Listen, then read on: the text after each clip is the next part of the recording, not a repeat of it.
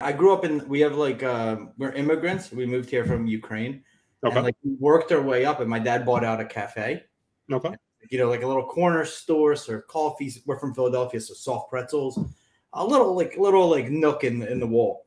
But I would always go there with him since I was like 12 years old. And a lot of the stuff that I learned today, like with our channel, we never really do marketing. We Hmm. just do word of mouth, right? And he built his whole business. When you just start like a little hole in the wall, you don't market. You Yeah. just do right by your customer. One customer tells two, two tell four, and etc. So man, in those days we fought all the time. I don't know if you've ever seen Eastern Europeans.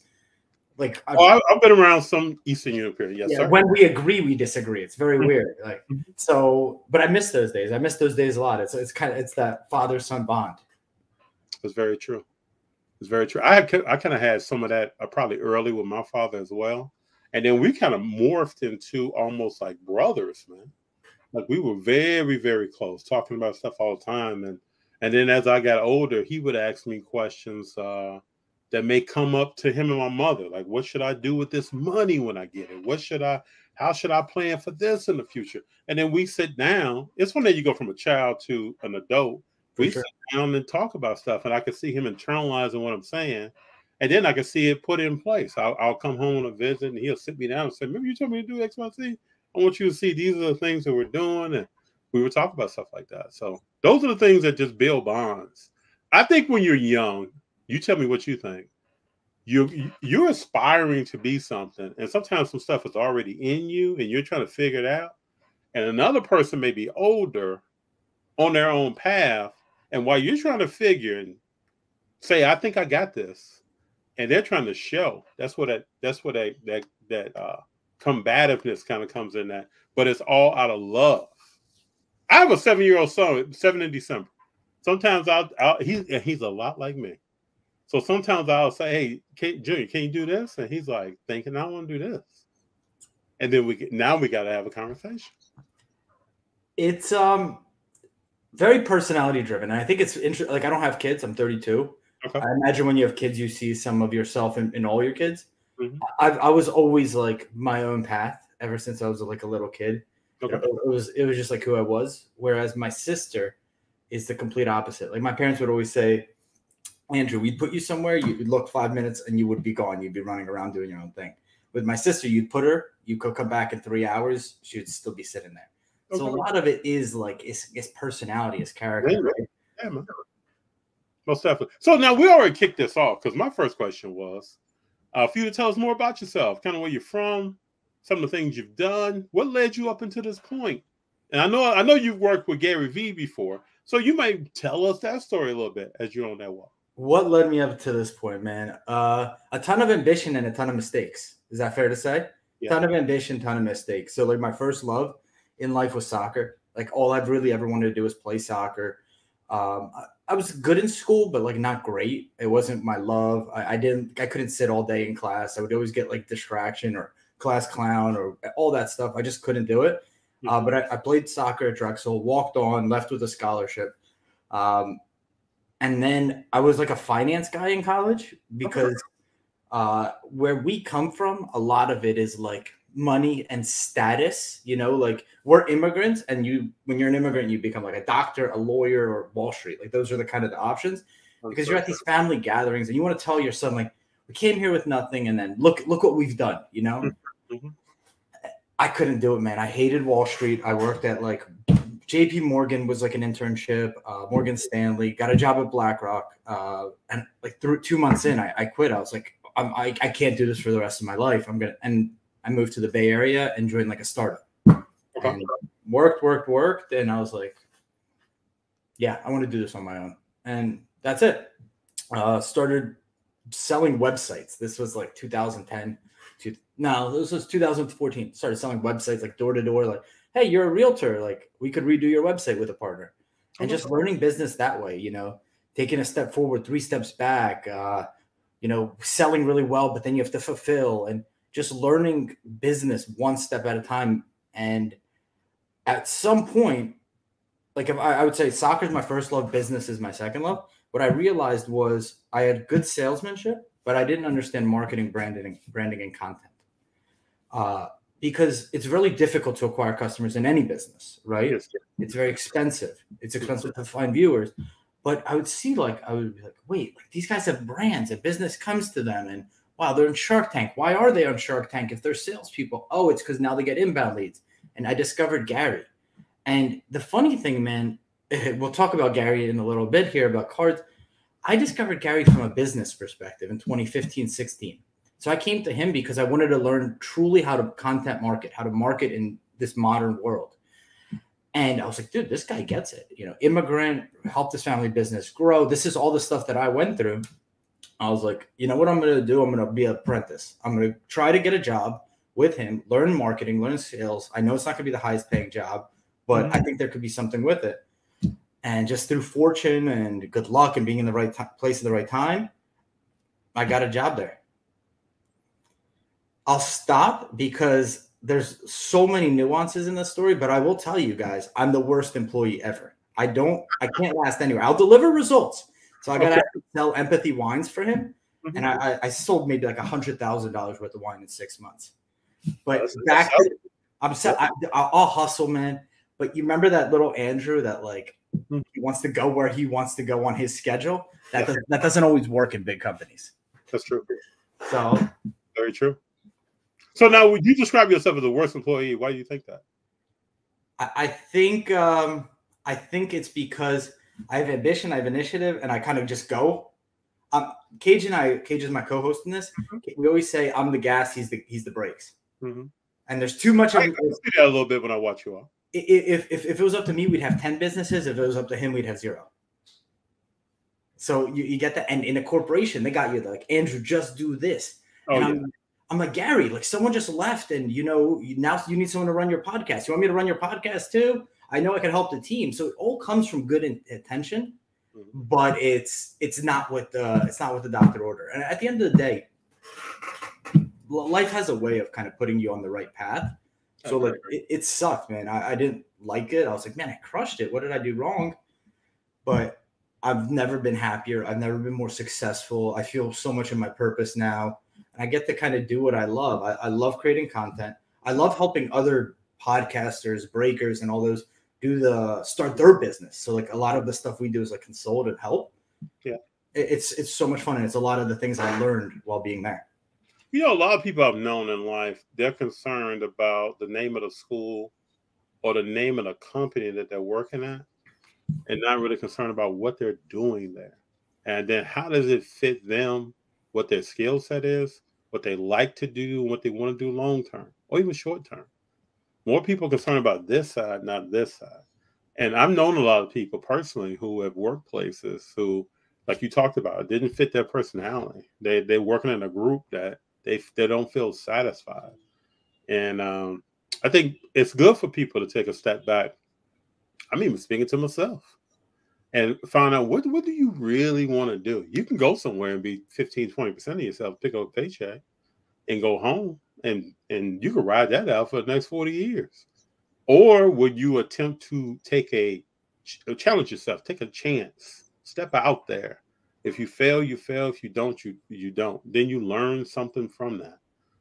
And most people in life, man, won't do that. That's a statistic I always say is that most people in life end up passing away 15 miles away from where they were born. And none of us have anything to do with where we were born. We're trained. We could just get set on a track and then we start going. Like we don't say, oh, I'm on this track. How do I get over there on that track? Most people don't do that. And for those who do, you understand that track change. You can get that. For those who don't, that's extremely terrifying. Why would I do that? I think about this a lot. What do you think? What do you think causes that? Like, I think when you have nothing to lose or you hit rock bottom, oftentimes you realize like, I might as well shoot for the moon, right? Like I got nothing. Like, what do I got to lose? I think that's part of it. So when I grew up in Chicago. So when I was 7 years old, I told my father, when I grow up, I'm not going to live in Chicago. Now, I just wanted something different. Inside of me, I've always wanted something different. Then that kind of grew from a child to having goals and aspirations of doing different stuff and picking up different things. And like I helped a friend who went to school and got his master's in film shoot a Low budget horror movie. I knew nothing about movies, man, but I just know what I wanted to see, and then I became like a consultant on the set. Well, if something didn't look right, it wasn't shot right, I would pull him to the side and like, hey man, you can't. He was in the mindset, well, I can clean that up when I edit, but I said to him all the time, you can't edit trash. You can't make a trash scene look like something. When we both watch it, we're gonna know that wasn't shot right. So, but I had no, and he was like, man, where do you get this stuff from? Like, you talk about stuff like you've been to film school. Never been to film school. But there are some things that I just pick up on. I want to do. It was the same way when I played sports. Like, I wanted to be the best at what I was doing, playing sports. I don't know if you've ever seen this documentary. It's called Defiant Ones with Jimmy Iovine and Dr. Dre. Mm-hmm. That one left an impression. That's right. Now, that left an impression. That was a cool doc. That's what it's all about, man. To me, it's just about desire. Different people have different motivators that get them started. Like you said, you can hit rock bottom and say, I want to do a restart. Mm-hmm. Just get to a point in your life where you just feel like I'm not satisfied. And I got to start doing something else so I can get my cup full. I can be satisfied. And, things get a little bit, they change when you have children and you have families. For sure. But the people around you are supportive. And they know that you're doing the best thing for you. And then you're really setting an example for the young people around you. I had a talk the other day with my 7-year-old son. He's in first grade. And I told him, when you go to class, I want you to think about something. And he was looking at me, just staring. I said, I want you to think about what will you learn today that will benefit you? Not the company that you work for. Not, we don't live in a world anymore where you work somewhere 40-some years and you retire with a pension. I used to work for a company that if you work there from college to retirement, you almost guaranteed to retire a millionaire, either from stock options or pension payments or whatever it was. That doesn't exist for a lot of people in America today. So make sure that you're fulfilled. And that's going to be something I'm going to be in there here about all their life while I can. Make sure you're doing something. You go to college, you go wherever you go. Think about how does this apply to you and how does it better you over time? And I think you will find yourself more fulfilled earlier than later. And here's the real win. You don't live in Chicago anymore. You live in sunny California. So I got to 29. No, I got to 30. And I said, I'm going to live in either New York, New Jersey, or I'm going to live in California. So I started looking for jobs in both. And then I ended up moving to Northern California. Then I moved to LA. Then I moved around different places. Like Goldberg, I used to move a lot before I had children. If there was a new job somewhere that was going to advance my career, I'm gone. I would tell people that. I was dating people, man. Well, I was like, you know what? I got this job opportunity. I'm probably going to be leaving. It's kind of fun, though. I got to be honest. In your 20s, like, it's a little scary. It's expensive as fuck to move. It is. But it is cool. It is. It does have a lot of benefits, a lot of like novelty, right? You move to a city, you have to figure everything out again. Yeah, figure it out. And it'll challenge you. You gotta get out of your comfort zone. I always use the analogy to ask people out of there, okay, like, do you have your cheese on your cracker, right? You gotta get you everything that you're used to. There's some social norms, there's some things that people say, there's some food that people may eat, all that's changing on you.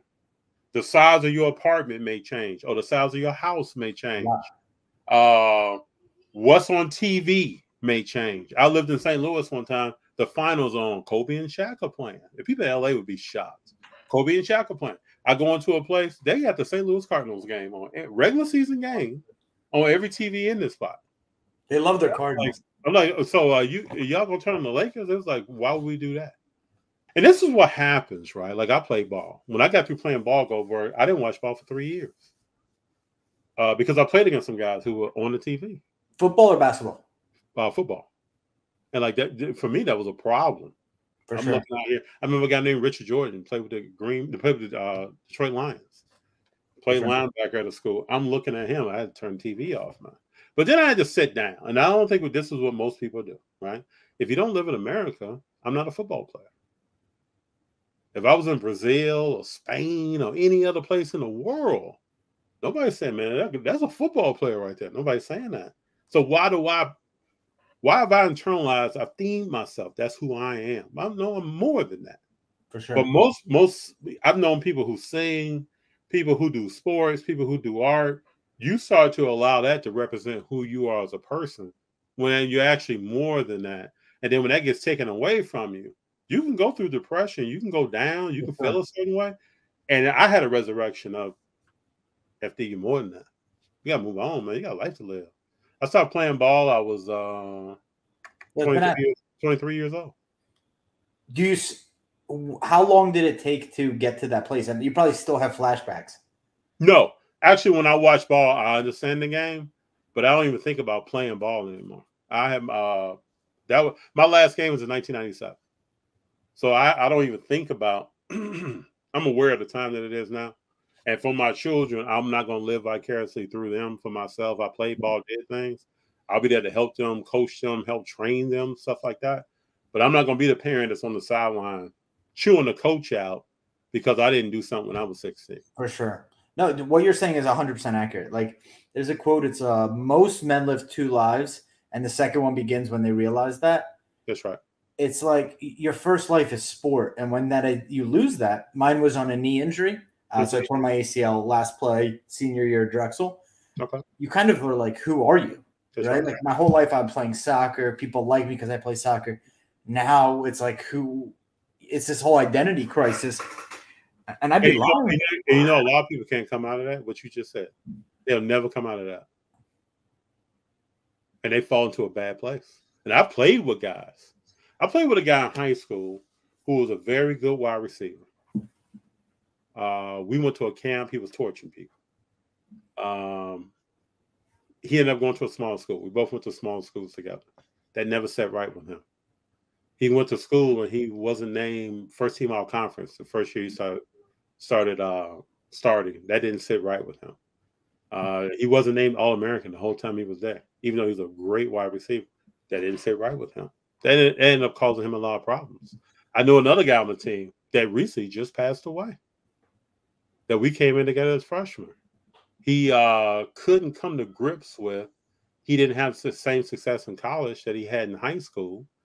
And that just played its way out in his life. He started suffering from some depressed episodes in college. That kind of played out into some other thing. You know, when you go to college, man, people think it's just about the books. Drugs, alcohol, for sure. Yeah, drugs and alcohol. That's a whole nother side of things. Women, it's all everything. Everything there. Everything. Whole nother side of stuff. And when you're an athlete, I mean, come on. Yeah, man. I remember being in situations where I could hear my grandmother talking to me. I could hear my mom and dad say, you know, you need to get up and go home right now. Before XYZ, probably. For sure. You need to get up and go home. And that kind of upbringing kept me away from a lot of stuff. But there's a lot of stuff there. And if you don't pay attention to it, you can leave school dependent on something. Your life has been altered in a way that probably nobody in your family knows about yet. They may see it later, or they may never see it at all. And then, you know, like I said, just thinking that you're something. You're a football player. You're a soccer player. I'm a basketball player. We're all more than that. Let's say they call you. They say, hey, FD, I'm really in a low spot now. Mm-hmm. What do you tell them? What would you? What would? Oh, I've talked to teammates. I've talked to recommend people that I told you about. I've talked to other people. I try to listen. You know, when someone's really down, I played with several people that were really down. You try to listen to them before you even start giving any kind of advice. Just listen, and people will respect you for listening. And then try to ask them some questions about why they feel that way. Why do you feel that way? What in your life up until this point has told you that you're only this? Why do you feel that way? You listen to that. And then I would start talking to them about what I see. Because that may be different than how they view themselves. What talents do I see coming from you? What beauty do I see coming from you? What kind of conversations do I like having with you? And then I will allow that person to spend some time with themselves and probably come back. The people that I knew, I got in contact with their families just to let them know kind of what I'm seeing, what kind of conversation I had. Because a lot of times, man, you don't have too many connection points to try to make a change in that situation, or to try to get somebody some help, or to let their loved ones know this is what this person is going through. Because people can go through things and keep it away from every loved one that they know. Don't let them know at all. For sure. No, respect. And I think oftentimes even your closest people, they see you as the athlete. Mm-hmm. And I think the greatest gift is like today, like we're all so interconnected, but I think Mm-hmm. people feel lonelier than ever. Something you said that I really liked was like you see them, right? Like sometimes some people just need to know that you believe in them. That's right. And it's funny, like we don't do that enough for each other. So, No, we really don't. We don't even tell people a lot of times that we know and we've known for a long time how we feel about them. You know, I have some close male friends that we'll tell each other we love each other. A lot of people don't do that. It's like I think they just gloss over it. It's not because they don't want to. It just move. Time just moves by. And believe me, time can move by in life. Before you look up, it's 10 years have rolled by. That's what it's all about, man.